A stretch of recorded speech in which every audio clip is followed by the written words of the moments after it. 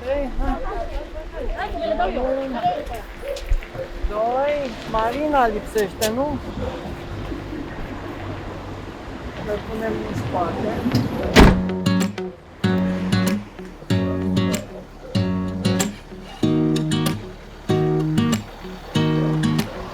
M-auziți bine? Ok. Să vorbim un pic de reguli. Ne spălăm pe mâini, cum? În fiecare dimineață și de fiecare dată când ne murdărim pe mâini, da? Da. Știu că voi sunteți unii dintre cei mai buni copii, dar aveți grijă, da? Și putem, domnul, să ne facem baie, nu?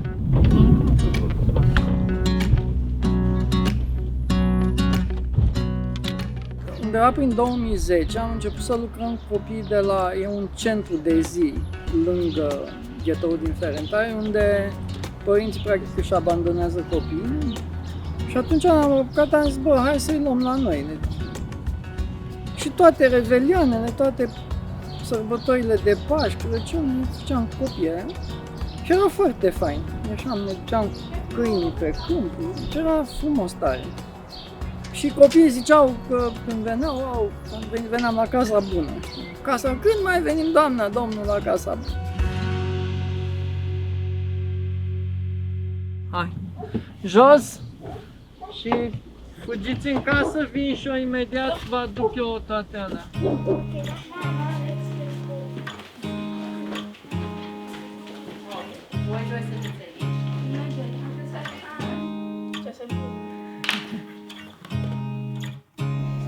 Ia, fată, cum e? Ia, mă, și că sunt pe neteci. Astea sunt niște hăinuțe pe care să le porți ziua în casă. Da, Sau afară. Îți place? Da. E de fete. Am prins o bluză din aceasta, la fel ca Vali.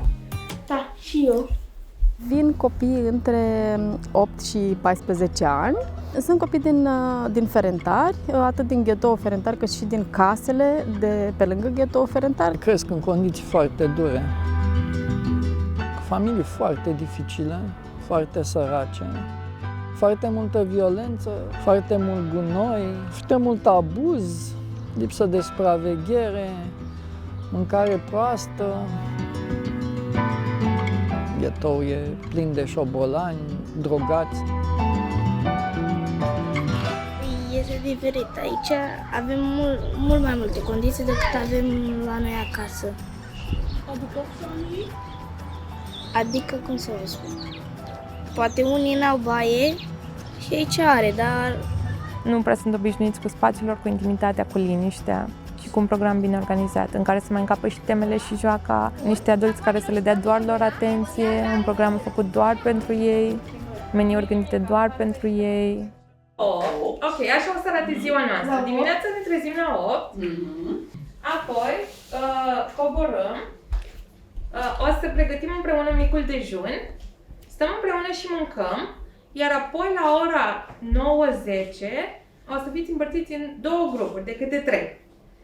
Fiecare va face teme cu câte o doamnă. Cine termină primul? La Valeriu la joacă.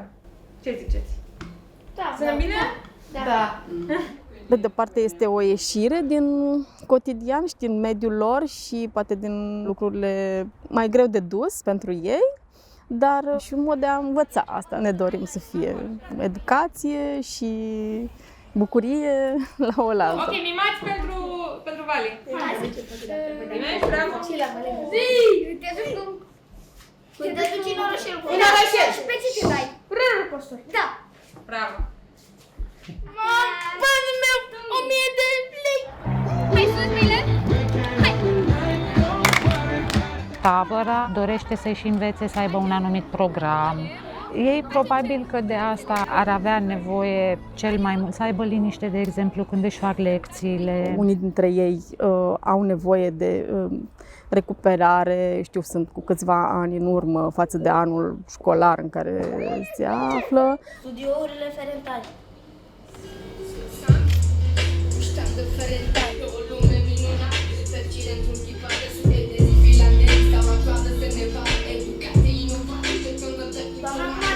Educație inovată.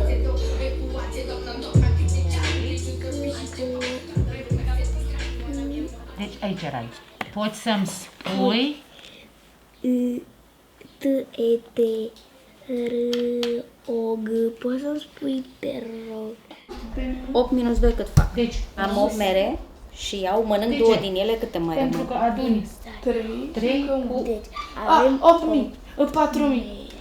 Hai să cadem. Și mănânci 2. Deci scriem, deci după aia citim ce scriu. Deci, tu mănânci 2 mere din 8 și îți rămân tot 8? 4.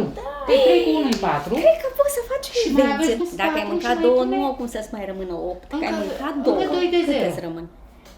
Păi, Și cât e acolo? avem Cât ai așa scris? 8 degete. Ăsta e 4. 400. A, 6, că tot pe degete, da? N-am mai văzut așa oameni buni. Ca să ne ajute cu temele, să-ți piardă ei din timp și are, Doamne, răbdare cu mine. Nu știu, cea de la școală nu cred că are. La ceilalți explica și noi, partea de romi, nu ne explica, făcea diferențe, gen. Nu cred că mai privesc cu ură sau cu îngrijorare școala, dimpotrivă. Cred că reușesc să-i atrag acolo, spre învățare. Florile erau palide, cu culoarea pătată. Ce înseamnă palide? Nu e așa, da, obosite. Așa păreau când te uiți la un om și observi care e fața palidă, ce înseamnă? Este obosit, E este obosit, poate e trist. bolnav, poate e trist și fața parcă își pierde din culoare, da? E mai albă, da? supărat. Mhm. Îmi place că pot citi și că mă ajută în viață. De ce crezi că te ajută? Că pot să am și eu o muncă care pot să fac și eu banii mei. Hai să vedem și gătește și de ce eu n-am fost acolo. Facem mâncare, ce mâncare, ce mâncare? Facem cartofi la cuptor. Vreau și eu să fac. Poți să ajute și tu. Mâine o să taie în jumate și după aia taiem așa, ok? Aha. În bucăți mare și punem așa. Oh, da.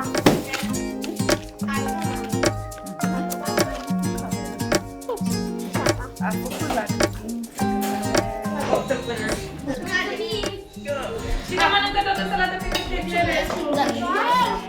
Eu mănânc toată salata, mănânc toată salata.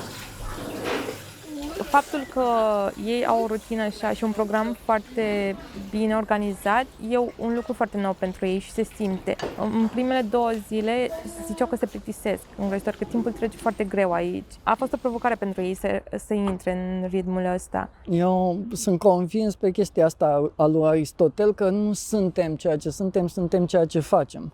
Și dacă ai rutine de excelență, atunci devii excelent. Și asta îi ajută. Într-un timp foarte scurt se adaptează la rutine. Copiii își schimbă din comportament. Am văzut niște paturi făcute impecabil. Seara sunt clai peste grămadă să se spele pe dinți. Nici măcar nu trebuie să mai zic eu lucruri. Vin ei și zic, hei, trebuie să ne spălăm pe dinți. Primul lucru mă trezesc, doamna, haideți să vedeți cum am făcut patul. Vor face asocieri pozitive cu lucrurile astea. Da, nu știu când plecăm, dar nu vreau să plecăm niciodată, sunt mai 50 de ani. Aș fi cu familia mea. Da, chiar dacă aș fi cu familia mea, asta Aș sta 100 de 1000 mii de ani. de ani.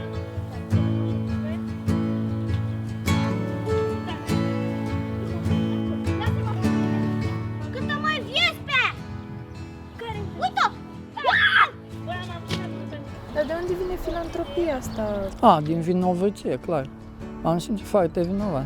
Deci am trăit foarte, foarte sărac. Și mi-am amintit că pe mine m-au ajutat foarte mulți oameni să ajung unde sunt. Oh my god! Poftă bună! Mulțumim! Mulțumesc! E o soluție nu în primul rând pentru copii, e o soluție pentru comunități. Deci ce am reușit noi cel mai bine e partea asta de comunitate. Noi avem o comunitate mare, sute de oameni, care își doresc să facă bine. Și ne sprijinim unii pe alții. Îți iau un sat să ajuți un copil.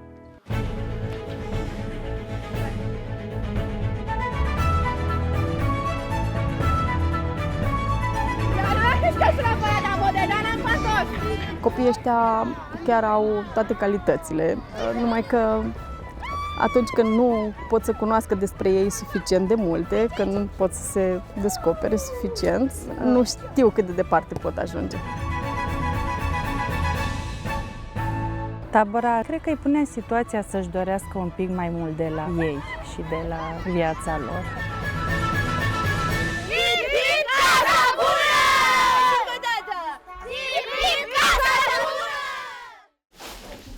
Hai, pa, plec. V-am lăsat camera. Facem teme pe calculator, mai citim împreună? Ne vedem în curând. Da. Sper. Sigur, ne vedem săptămâna asta. Ne vedem săptămâna asta, ai vedeți.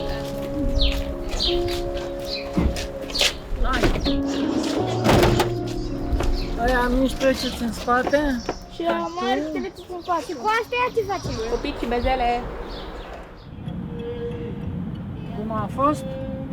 Ce v-a plăcut cel mai mult? Când mi-a plăcut mâncarea.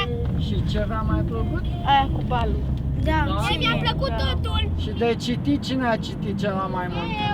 Și eu am citit. Eu, domnul Mario. Da, mă, te-au lăudat că ai citit. Domnul, eu am citit cu rezumat. Și am citit Și rezumat am făcut.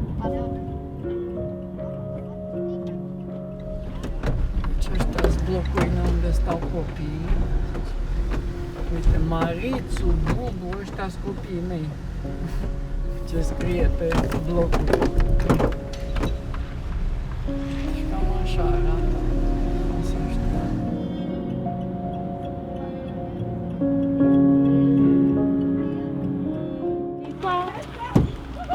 Vai.